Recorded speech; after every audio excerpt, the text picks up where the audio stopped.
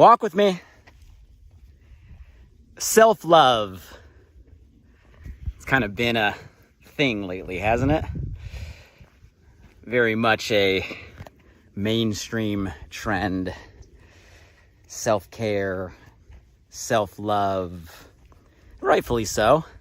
Coming off an interesting season the last couple years. I do love the fact that we're prioritizing this conversation, making it okay to fill our own cup, making it okay to love and care for yourself in a way that's not egocentric or selfishly driven. I think it's an important conversation, but I don't know if any of you have thought the same thing. Like, self-love, like, what the heck is that? Like, why is it important? And maybe most importantly, how in the world do you make self-love more than just a catchy catchphrase? But how do you make that, like, real? Like, how in the world do you really maybe shift a paradigm where you genuinely, authentically do really like love yourself? I want to have a conversation today beyond just self-love. I agree it's important, but maybe a little deeper. Like, where in the world does that come from? How do we really build that so it's a true statement when we not only talk about ourselves, but when we're looking in the mirror, how we feel about what we see. When we're by ourselves in solitude, how we feel about our company. And it's not a conversation I'm willing to bet you expect, because it's not a conversation that I'm hearing in and around this whole kind of self-care, self-love movement. Matter of fact, it might even be the very opposite. But I think it's where the whole conversation truly begins for, like, real shift. So before we dive into what it is, why it's important, and most importantly, where in the world this thing comes from and how we build that muscle authentically, I'm going to ask, hey, who's by my side? You can see sun is shining here in Southern California. Water is damp. Ground is damp. Just after a rain. You can see, man, look at that sun glistening off the ocean. Who's by my side? Who's to my left? Who's to my right? I want to know who's with us. Say hello below. Let me know where you're walking with us from today. If you're new to the crew, welcome. We walk together live, usually around the same day, the same time, right here, and share just inspired conversations, kind of stream of thought. And it is a collaboration. Please comment, please chime in with your own personal perspective. One of the most powerful gifts we can give anytime we're with others is sharing from our own personal experience. Each and every one of us have our own past experience, our own collection of milestones and moments and memories that create our own unique, one of one, right, filter or perception of the world. And that is a powerful thing when we choose to share from our experience. So please share. That adds value to all of us today. And it's an important one because I think it is an important conversation, this self-love. And let's start by just asking, what does that even mean? Throw some comments below on when you hear the term self-love. What is it? The trending hashtag self-care Sunday these days.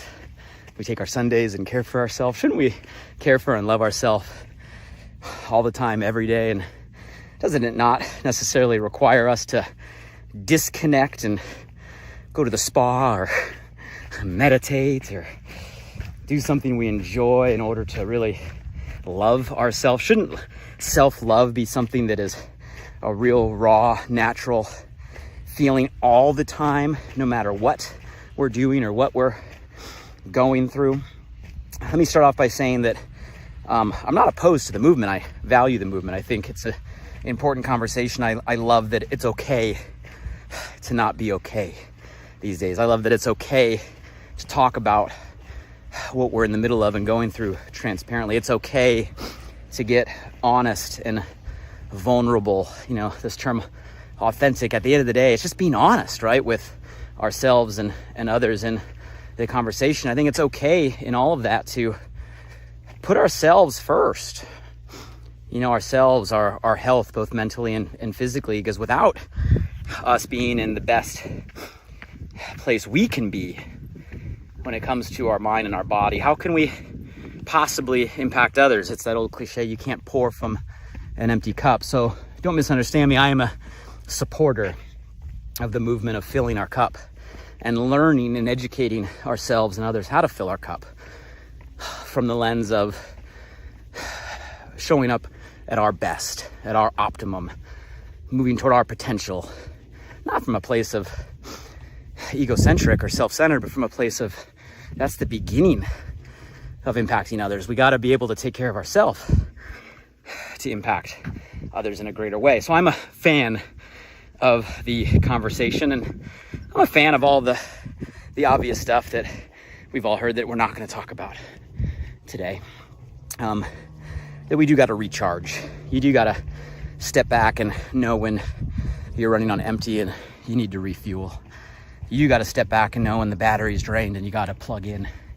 And we've had a lot of great past conversations. You can go hit the podcast, Alive by Design, scroll back, and we've had some good ones on like how to manage our energy, how to focus on things that fuel us, and all the life hacks, for better or lack of better term, that you can do that work. So I'm a fan of all those, but I want to take today's dialogue beyond all that. We've talked about it, it's been talked about, and go a little bit deeper. It's very difficult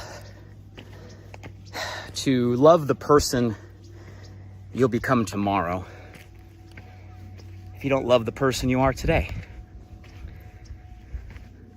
Stop for a minute and just take that in. It'll be very difficult, if not impossible, to love the person you are becoming if you don't love the person you are right now, despite what we may think. We often get stuck in I call it the when-then trap, because we tell ourselves, when this happens, then I'll feel successful. When this happens, then everything will be great. When this happens, then I'll be happy, right? How often do we tell ourselves and play these games that just around the next corner, then I'll be there. Just up the next mountain, pun intended here, then I'll be there. And we play this game of life of when then.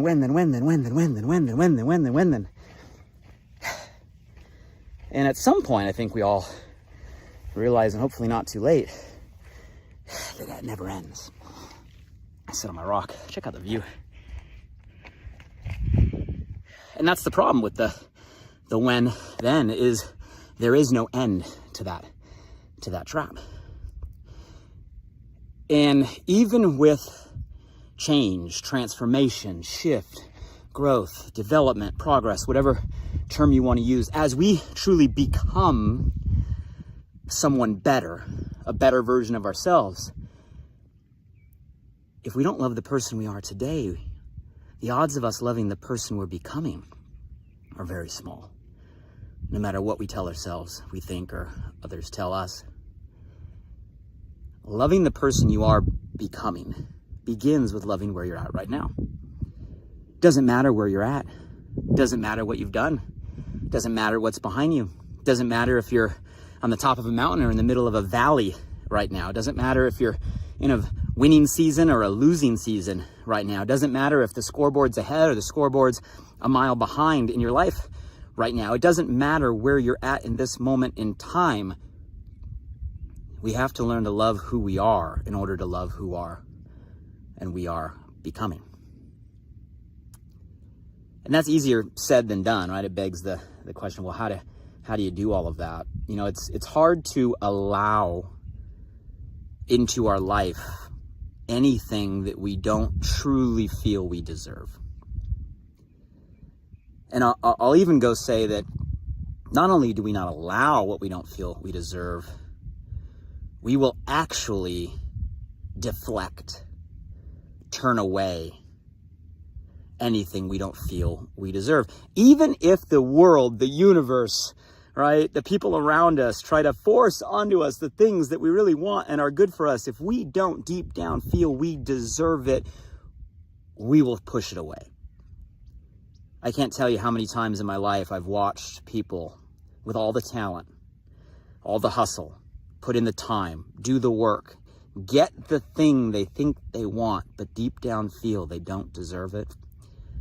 And they figure out how to mess it up, how to self-sabotage, how to get in their own way, how to push away the very thing they say and think and feel they want. Because deep down, they didn't believe they deserved it.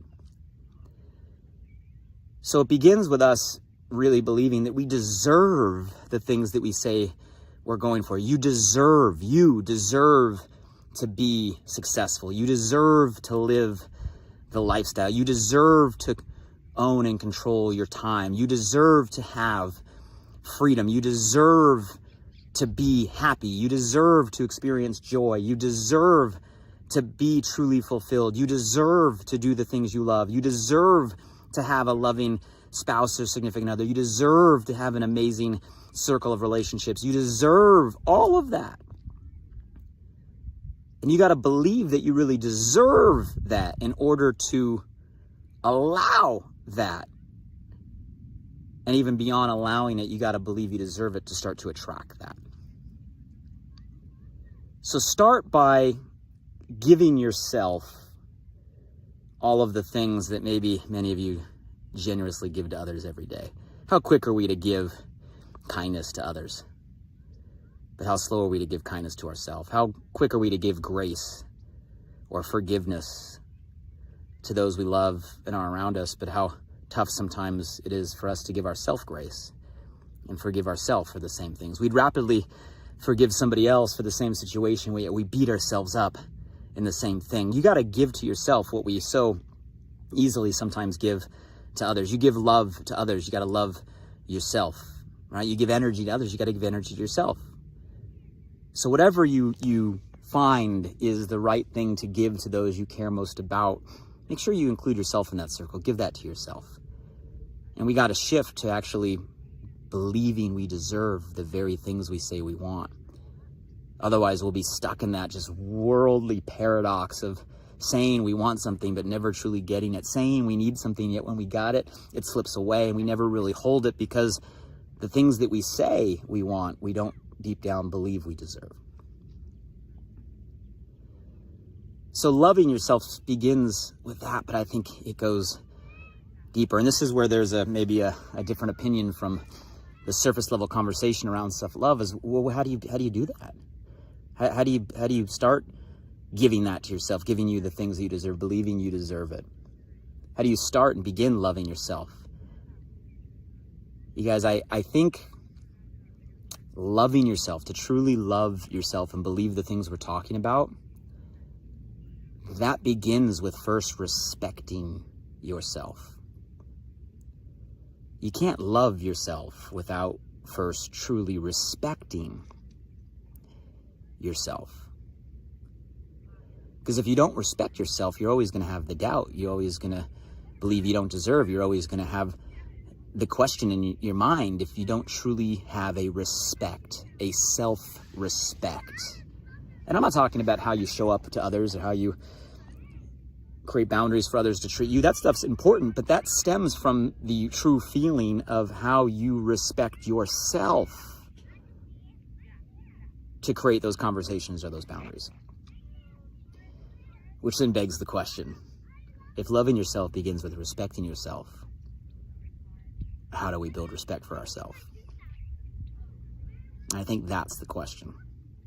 Let me ask you, let's use a lifeline analogy here. I want you to think about moments in your life where you had the most self-respect, right? You were straight proud of yourself. You respected yourself in that moment. What moments come to mind? If you're willing to share from experience, share below. It might jog some memories from other individuals that have been through similar situations. Or I'm willing to bet if we're honest with ourselves, and if I look at my own lifeline and ask myself that same question, my answer would be the times that I've built the most respect for myself were the times I was most challenged. They weren't the victories. They weren't the top of the mountain moments. They weren't the trophies, right? They weren't the celebrations. All that stuff was fun, don't get me wrong, right? The victory lap. But none of those built the level of true self-respect as compared to the moments where I was like in the mud. Like everything felt like it was collapsing. Like things were not going my way. Like people close to me were deflecting, right? Or stabbing me in the back, or,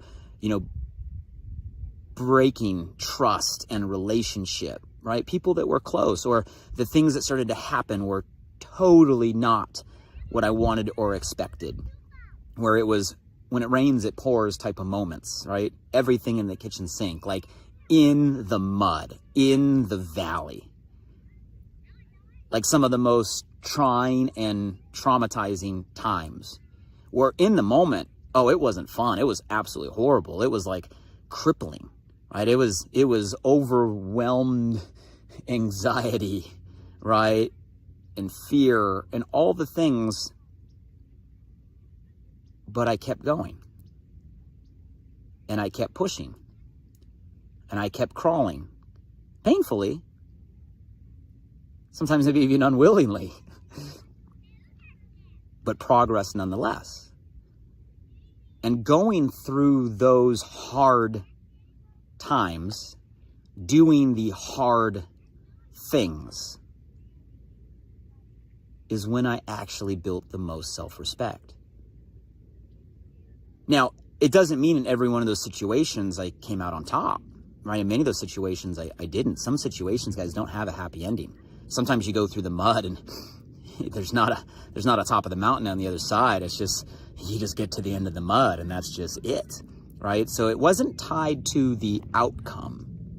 Some of the outcomes were positive. Some of the outcomes were not. Some are what I wanted. Some are what I didn't. But the outcome isn't what I'm talking about. It was the doing of the hard things, irregardless of where it ended up, that actually built the self-respect and the muscle and the skill and the lessons and the perspective and the wisdom and the experience. Despite the outcome, all that stuff was built nonetheless. The journey or the progress through the mud, the doing of the hard things, irregardless of where they went, built the self-respect more than anything else. Man, isn't that a powerful shift? The doing of the hard things actually leads to self-respect, which allows true self-love. Isn't that the opposite of going to the spa? Isn't that the opposite of meditation? Which I love those things, don't get me wrong, right?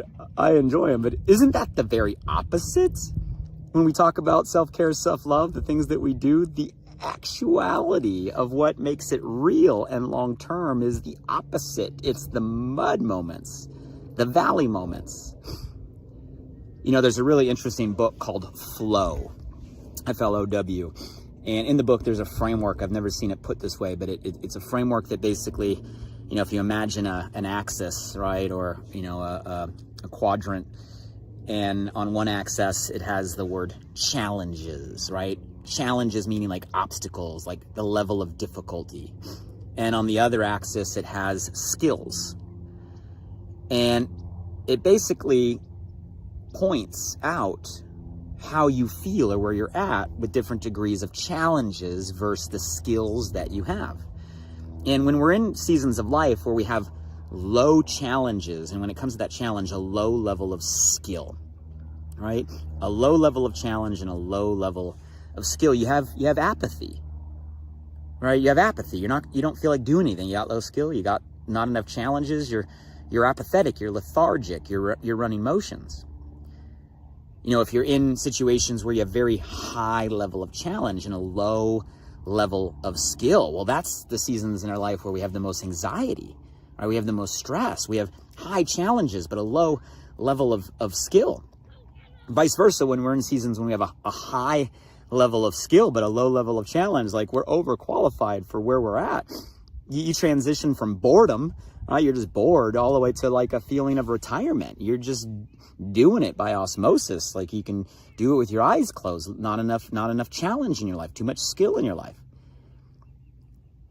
And the punchline of the conversation is for us to get into what the book calls flow, where we're the most happy, where we're the most fulfilled, where we're making the most progress, where we're building the most self-respect, building the most self-love. You guessed it, it's when you have high challenge that requires you to build high skill, right? When we put ourselves in situations of obstacle, of hard things, of challenging times, we take on the next level, we level up. It forces us to grow our skill. And actually, when we're growing our skill, using high skill to accomplish hard challenges, doing the hard things, to tackle the hard things, that's when we actually are in the state of flow, most fulfillment, most progress, most self-respect. Fascinating framework. Begs the question, what season are you in right now? And it comes to your professional life. Are you in a season of high challenge? How much challenge do you have right now? Do you have capacity to voluntarily take on more challenge? And where are you at in the skill, right? Are you just running motions? Are you in apathy? Are you moderate, kind of bored, right? Not enough skill, kind of retired? Or are you raising, leveling up the challenges you're taking on and leveling up your skill to move toward that flow state? Where are you at in your personal life right now? Are you constantly setting bars? Where are you at with your health? Where are you at with your finances? You can ask that question for all the various aspects of your life and be honest with yourself. And I'm willing to bet you got to make some adjustments. Do you need more challenge or do you need more skill in the areas of your life? And the punchline of all of that is to take on more challenge and develop more skill means you're choosing to do hard things. Now, sometimes life forces us to do hard things, not of our choice. And maybe the world's saying, hey, now's the time to grow, right? Now's the time to give you this, to see what you got. It might be a gift, right? Masqueraded, right, as a disaster. It might be a gift. It might be what you need to get out of the situation that you're in. But life doesn't have to throw them in front of us. By then, maybe it's too late. We can choose to challenge ourselves, choose to raise our standards, choose to level up, choose to push ourselves, choose to raise our challenge in order to drive up our skill. That can be a choice. And when you constantly choose to do that, choose to do the hard things and shift your framework on how you approach the hard things as an opportunity for growth, an opportunity to build self-respect, guys, that changes everything. Both the things that we don't want thrown at us and the things we put on our own plate voluntarily. Either way, it shifts the perspective of the hard things are the pathway to self-respect and self-love. The obstacles are the way, to use a Ryan Holiday book or quote, right? It is the way to self-respect and self-love. Give you another view at the top. So guys, I think today's conversation, I hope, hit home for everybody because it's a universal. The self-love movement that's happening, I think, is an amazing thing, but I think we're missing the mark. Yes, we need to recharge and fill our cups, do all the things that build your energy, but no, those are short-term fixes. They're mental resets. You want to have true self-love, love the person you are today to love the person you are becoming. It starts with a self-respect, and a self-respect starts with doing hard things. Sometimes things we can't control, but sometimes things we can control, and even things we choose. And either way, it's how we choose to show up and approach the things that are put in front of us or we put in front of us. How's that for a shift? It's not about the spa. It's not about the meditation. It's about the mud. It's about the valley. It's about the journey. And it's about who we're becoming through it all. Hey, if you guys know somebody right now that needs this shift, tag them in the comments. If there's someone that came to your mind or your heart, put them below. One of the best things we can do is share a little bit of wisdom. You never know when one little nugget, that aha, that moment can shift the way someone shows up every day. If you got value from this, share it to your feed. And as always, drop by the podcast, Alive by Design, all the places. Leave a rating, leave a review. If you haven't left a review lately and you're listening to this, go do it right now. I'll see it. I appreciate it. It helps us get the word out and make an impact. That's why we take our time together. Until the next time we walk, hey, I hope you find some hard things to do this week. I hope you choose to do some hard things this week. And I hope today's conversation resonates in that moment of maybe how you show up to do that thing and why that thing is more important even than you might even know. Have a great day. Take care, everybody.